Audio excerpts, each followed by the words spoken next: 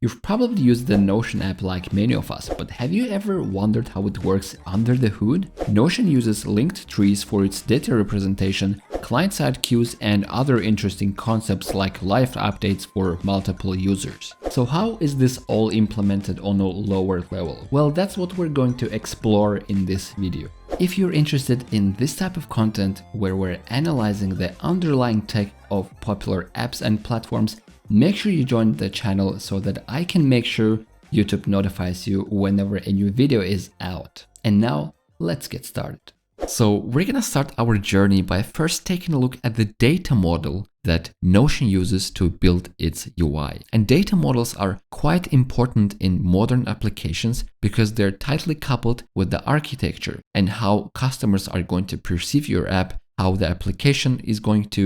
performant the application is going to be, and how developers will be able to extend and add new features to your application. So data model is something that the frontend, or so to say client, is going to send to the backend, and how the data is going to be manipulated and sent over the wire. So we're gonna look at each request one by one, the important ones. And as you can see, I already opened the DevTools, and I'm going to restart the page to see which kind of requests we're making at the moment to render this getting started page. So as you can see, our process is running and we have a bunch of requests here, and I'm going to filter some requests that start with load. And these load requests are containing the most important information when it comes to the data model, the core of Notion. So let's open the second one actually. It's called load cached page chunks, and I'm gonna explain what it is.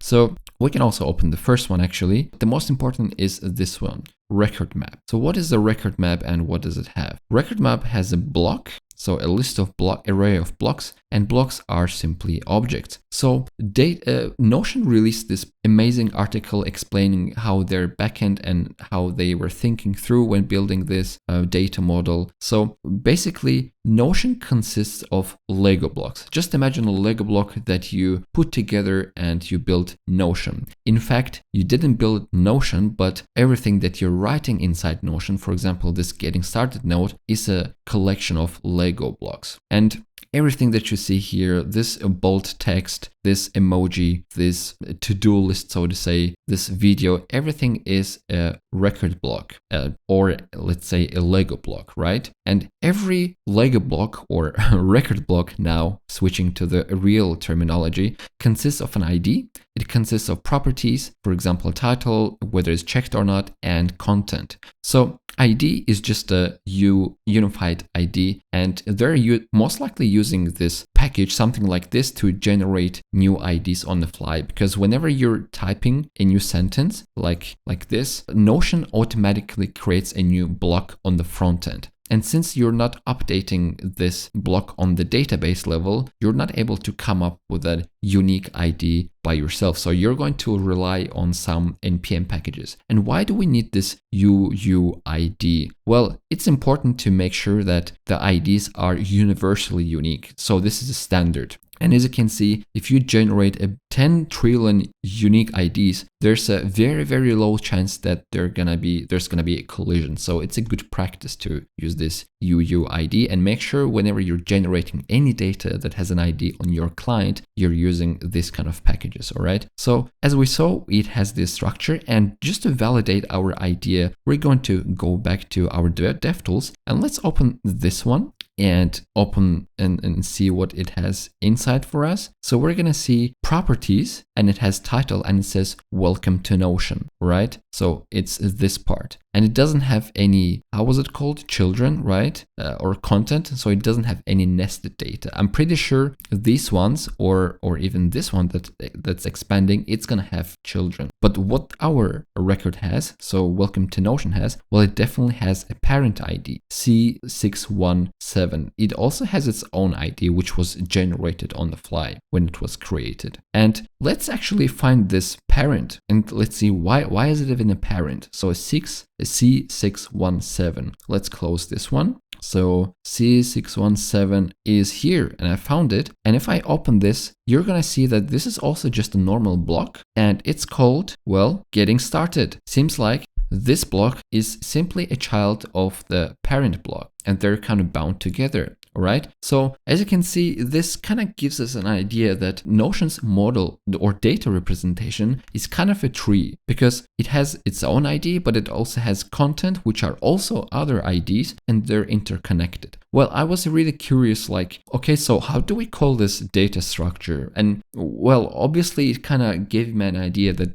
it might be a tree. So I went to ChatGPT and asked it. And in fact, it turned out to be a parent pointer tree, although it didn't really fit the description, because parent pointer tree don't have links from the parent to child nodes, but only the other way. But a linked tree, or to be specific, link or cut tree, is the perfect description of that. So Notion uses linked trees to represent their UI, and I think this is really interesting. It's also optimized, and I'm gonna explain you why. So if you wanna read more about linked trees, I'm gonna leave the link in the description, and you can read it in or see the examples in different languages and play around. But basically, the deciding factor here is that so linked cut trees is a data structure that allows for efficient dynamic maintenance of trees and so on. And here, each node contains two pointers, one pointing to its parent. So as you saw here, these are the links to the parents. And we also have one pointing to its parent and one pointing to its child. So it's bidirectional connection of tree nodes. And this is what we need here. So one of the challenges that Notion experienced when having this data representation or working with this data representation is permissions.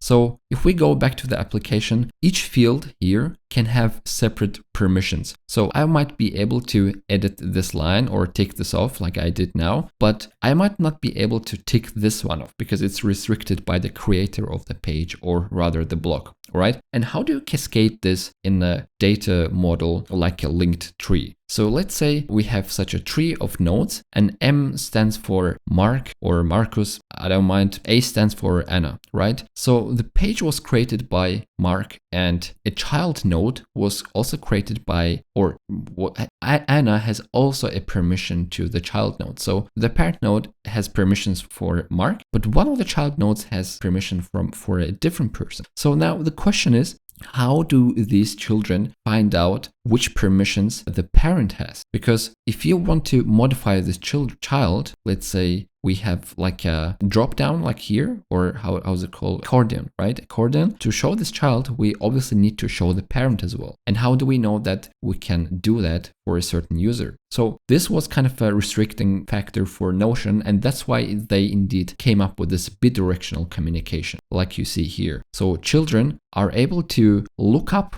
their parents' permissions, and based on that, show the node or not show the node. Or rather, for example, in order to determine whether we want to show this node, we're going to look at the parent, and if we can show the node, everything's good, we're keeping. If we cannot show this node to the, let's say, to the third user that's whose name starts with C, then we're not going to show this parent node at all. All right. So there's a way to tackle permissions in this case as well. Now, coming back to the DevTools, you probably noticed that we have this cached keyword in the name of the request. Now, why is it so? Why isn't it a normal request without cache? Or why did they call it this way? So the thing is, Notion has a very strict or very powerful caching strategy, or aggressive strategy, so to say. The thing is, they're caching every block separately in a cache, in a local cache, and they used to use an IndexedDB. If you're not familiar, IndexedDB is basically a relational database living on your front end. And it's pretty cool, and you can use it. The syntax is basically a SQL syntax. And actually, if you go to this application tab and you scroll down, you're going to see that we have IndexedDB here, right? Obviously, Notion uses it for different purposes, but I played around and I read some blog posts, and turns out that it was kind of slow and buggy for them. So they actually migrated to a different solution, namely SQLite. So they're most likely using one of these libraries like SQL.js, and SQLite is basically a lightweight version of a SQL database that lives in memory, all right? And what Notion does here is that they store a lot of information, or most of these blocks, so that whenever you're refreshing the page, you don't actually make the request to the server, but some of these records or blocks that we see here, some of them are cached, and the ones that are not cached and don't exist on your local machine, they are being grabbed from the server. So the ones that are cached are probably not represented here or not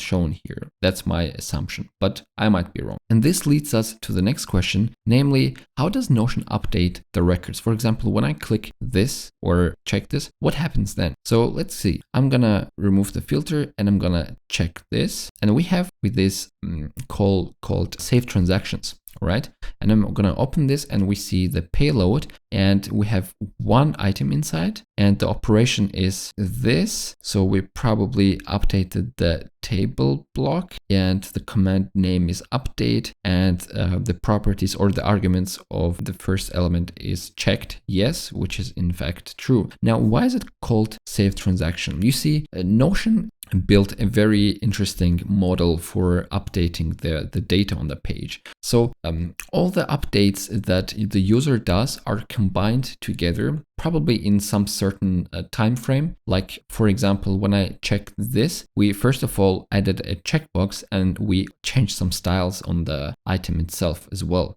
So these changes are somehow grouped together and are sent to the backend. But actually, before being sent to the backend, they are grouped, and they are grouped in a local client-side queue. This client-side queue is called transaction queue. So transaction queue accepts transactions, and if the transaction queue is ready to send a transaction and it thinks that it's the perfect time to send a transaction and it has no bottlenecks, it's gonna do so. Otherwise, if we are having too many transactions at the same time for some reason, it's going to do them asynchronous, right? The reason is we have a local cache and we can save a lot of stuff in SQLite, which is much faster than making a request to the database, validating, getting an answer, and then like painting the page. For example, I made a tick and I can already see the change versus I made a tick, we made a request to the server parsed it, saved it, and then I get a check mark, right? That's not efficient. So we save things in the transaction queue. When we're ready, we make requests to the API server that actually starts processing. What the API server does under the hood is also very interesting. So first of all, API server is going to reach the database where we have page blocks.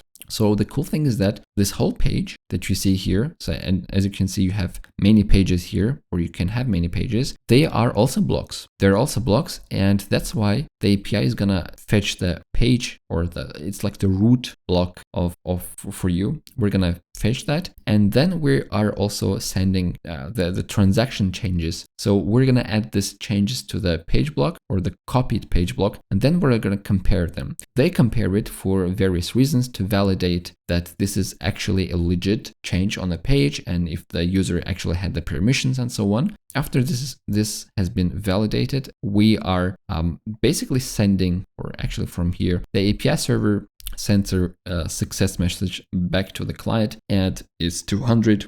And we're basically good to go, right? So this is how the updating data works within Notion. Now, the last cool thing that we gotta talk is the real-time updates when you're working with multiple people. So you probably used something like Google Drive, well, not Google Drive, but Google Docs, I don't know, Microsoft Word, and there you can share the document with multiple people and you can edit the page at the same time. So this is nothing new, but I was still curious to find out how this exactly works, especially within Notion. So imagine your friend connects to Notion and you send them the link and they open the same link that you have here. So how do you synchronize the changes actually? The thing is, within Notion, this API server, while it's processing and validates the changes that you made, at the end of this processing, we have this part here where we send the changes needed to the message store. And the message store is the key component when it comes to real-time update. Message store is basically an in-memory store that holds all the changes from each user for a specific block. So the way the specific block is going to be connected to the message store is with the help of the WebSocket. So if we go to this WebSocket tab and I refresh the page, let's see what happens here. So we establish a session and we establish a session with messages. For now, there are no messages that make sense, but as soon as I click on one of them, I get notifications back. And what happened here? Well, I sent a transaction, right? As we saw on the diagram, sent a transaction, it got parsed, it got validated, and it simply got sent back to the block that has subscribed to it. And if we look inside this, what we're gonna see is that it has a value. Okay, let me make it bigger for you. We have a value here, and the basically all the data about the change, which blocks changed, the block path, and so on. And as you can see, C617, the one that we saw already many times. So this is very interesting how Notion came up with this idea of synchronizing live events, but I'm pretty sure that our other solutions are doing something with the WebSocket as well. But still, I was curious how this game between the local cache or an aggressive local cache with SQLite, the transaction queue, and the message storage like works together. And yeah, this is it. Well, if you like this video, please make sure to smash like so that this video gets promoted to other fellow developers. And don't forget to subscribe so that you get notified every time I publish a new video. I'll see you in the next one.